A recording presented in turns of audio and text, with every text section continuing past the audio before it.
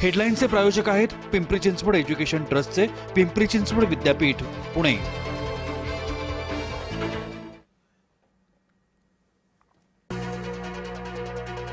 चेंबूर झाड दुर्घटना प्रकरणी चौकशी समितीचा अहवाल आला समोर। कंत्राटदाराला ठरवलं जबाबदार, 5 लाखाचा झाला दंड।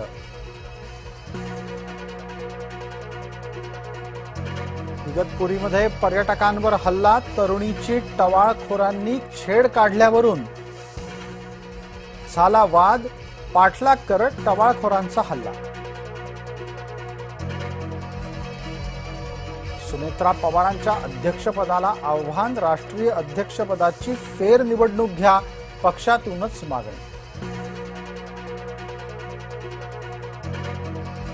देवेंद्र फडणवीसांच्या नावावर नवा विक्रम, फडणवीस पवारांपेक्षा जास्त काळ मुख्यमंत्रीपदी।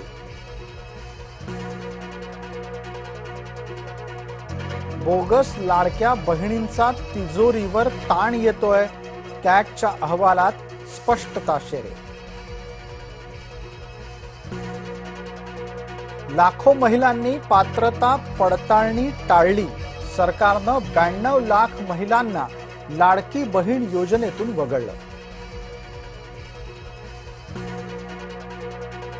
डॉक्टर मारहाण प्रकरणी मुजोर म्हात्रेला न्यायालयीन कोठडी, रमेश म्हात्रेसह 4 आरोपींना 24 जुलैपर्यंत न्यायालयीन कोठडीत ठेवण्याचा निर्णय।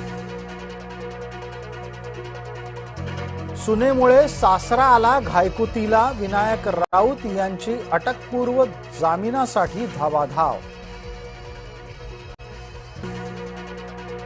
100 चौरस फुटाच्या खोलीला लाखाचं आलं वीज बिल, पुण्याच्या डोणजे गावातला प्रकार।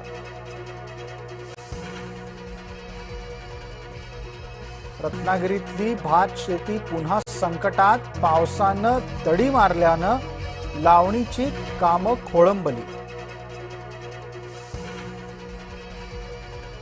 घरात बसूनच ठाकरेंचा सोनम वांगचुक यांच्या आंदोलनाला पाठिंबा, उद्धव ठाकरेंकडून शाब्दिक समर्थन।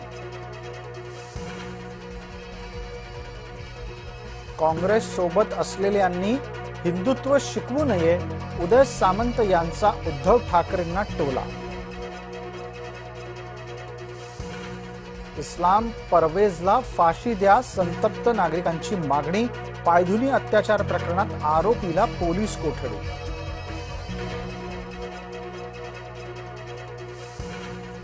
संत ज्ञानेश्वर महाराजांच्या पालखीत ट्रक घुसला, 3 महिला वारकऱ्यांचा मृत्यू।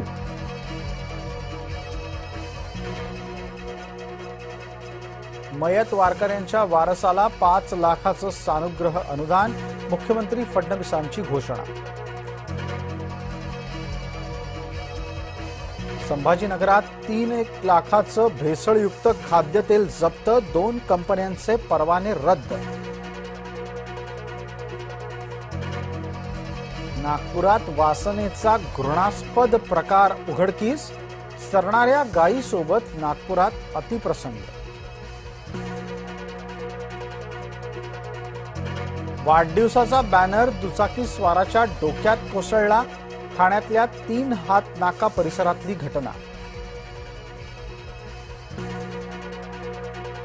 देवकुंड धबधब्यामध्ये 2 जण बुडाले, पावसाळी पर्यटनाच्या विरोधात माणगावचे पोलीस आक्रमक।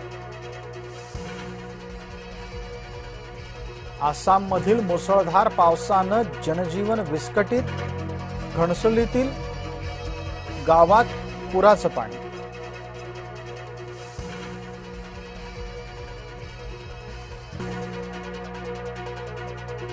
सोन्या चांदीचे दर घसरले, सोनं 1000 तर चांदी 4000 स्वस्त।